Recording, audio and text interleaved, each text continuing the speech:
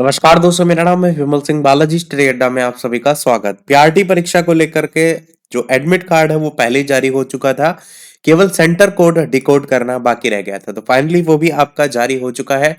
जब आप लॉगिन करेंगे अपने डैशबोर्ड पर, जहां से आपने एडमिट कार्ड पहले देखा होगा, वहीं पर आप जब जाएंगे तो इस तरीके से आपको पूरा डैशबोर्ड देखने को मिलेगा। सबसे साइड में आपने अगर पीआरटी के अलावा फॉर्म भर रखा होगा, जो कि ऑलरेडी परीक्षाएं हो सकी चुकी हैं, वहां पर रेज ऑब्जेक्शन ऑप्शन देखने को मिलेगा। ये केवल उन अभ्यर्थियों के लिए है जो इससे पहले पेपर दे चुके हैं, उनमें किसी प्रश्न के लिए आपत्ति दर्ज कराना चाहते हैं तो वो करा सकते हैं। उसके नीचे यहाँ पर रिटर्न एडमिट कार्ड डाउनलोड का ऑप्शन देखने को मिलेगा। यहाँ से आपको डाउनलोड, अगर अभी तक आपने नहीं किया एडमिट कार्ड, तो डाउनलोड कर सकते हैं। नीचे आप स्क्रॉल करेंगे तो इस साइड में आप देखेंगे तो एग्जाम टाइम टेबल डिटेल्स करके आपको एग्जाम सेंटर का नाम देखने को मिलेगा। यहाँ पर जो पहले आप एग्जाम दे चुके होंगे वो तो ऑलरेडी होगा, और अगर आपने पीआरटी का भरा है तो वहां पर 14 तारीख का पीआरटी का परीक्षा है, आपको पता है। तो लैंग्वेज एंड जनरल स्टडीज करके, और यहाँ पर आपको सेंटर का नाम देखने को मिलेगा। इस चीज को ध्यान दीजिएगा कि आप जो एडमिट कार्ड यहाँ पर डाउनलोड करेंगे उसमें आपको किसी भी प्रकार से ये सेंटर का नाम देखने को नहीं मिलेगा। मैं आपको एडमिट कार्ड दिखाता भी हूँ, जो अब आप डाउनलोड करेंगे तो कुछ इस प्रकार से आपको एडमिट कार्ड आपको देखने को मिलेगा। अब ये समझकर चलिए कि एडमिट कार्ड अगर आपने पीआरटी के अलावा इससे पहले भी फॉर्म भर रखा है तो ऐसा नहीं है कि दोनों के लिए अलग अलग आएगा। आप यहाँ पर जब डाउनलोड करेंगे तो देखेंगे 9 तारीख वाला एग्जाम डेट भी इसी में दे रखा है और 14 तारीख वाला भी इसी में दे रखा है, यानी कि इसी एडमिट कार्ड से आप ये दोनों परीक्षाएं दे पाएंगे। और इसमें आप देखेंगे तो सेंटर कोड ही केवल लिखा हुआ है, यानी कि किसी भी प्रकार से आपको सेंटर का नाम यहाँ पर देखने को नहीं मिलेगा।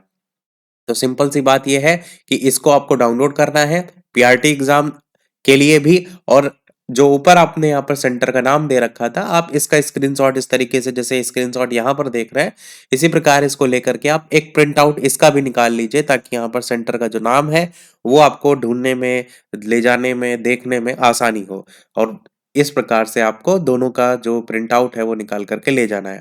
इसमें नीचे आप देखेंगे तो कुछ इंस्ट्रक्शन भी दिए गए हैं, जिसमें बताया गया है कि ये रोल नंबर वगैरह आपको फिल करके भर करके ले जाना है, और इसको देख करके ही जो आपको मिलेगी वहां पर सीट, उसमें भी भरना होगा।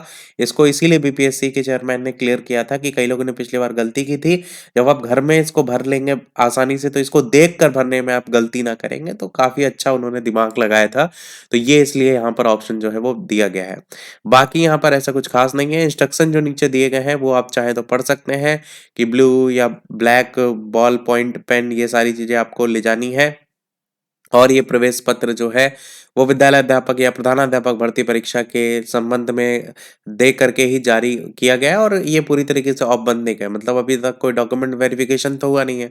इनकेस आपने कोई किसी प्रकार की आप गलत इंफॉर्मेशन देते हैं, तो उस कंडीशन में आपका ये जो है निरस्त भी किया जा सकता है।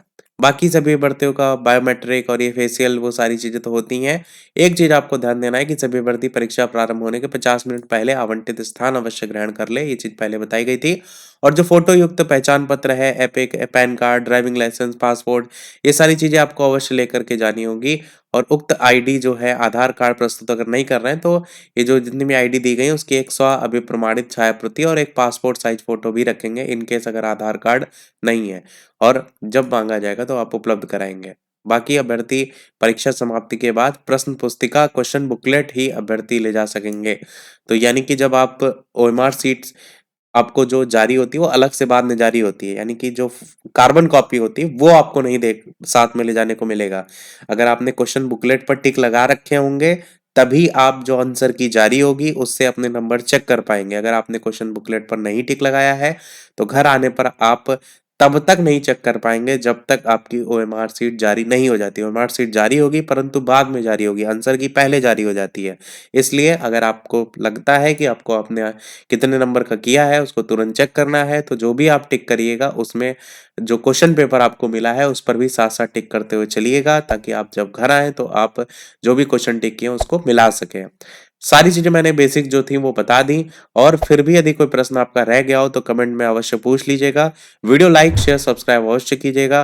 टेलीग्राम चैनल से नहीं जुड़े हो तो बालाजी स्टडी अड्डा सर्च करके जुड़ सकते हैं। और डाउनलोड करने में किसी प्रकार की दिक्कत आ रही हो तो इंस्टाग्राम पर मैसेज कर सकते हैं। इंस्टाग्राम जो है उसका अबाउट सेक्शन में जाएंगे तो वहां पर यूजर नेम आपको देखने को मिल जाएगा, विमल 17 जेड करके है। और विमल सिंह 17 जेड करके है यूजर नेम इंस्टाग्राम पर, जहां पर सर्च करके आप डायरेक्ट भी मैसेज भेज सकते हैं इन केस अगर आपको कोई हेल्प चाहिए। तो मिलते हैं फिर अगले अपडेट में, तब तक के लिए सभी को नमस्कार, जय हिंद।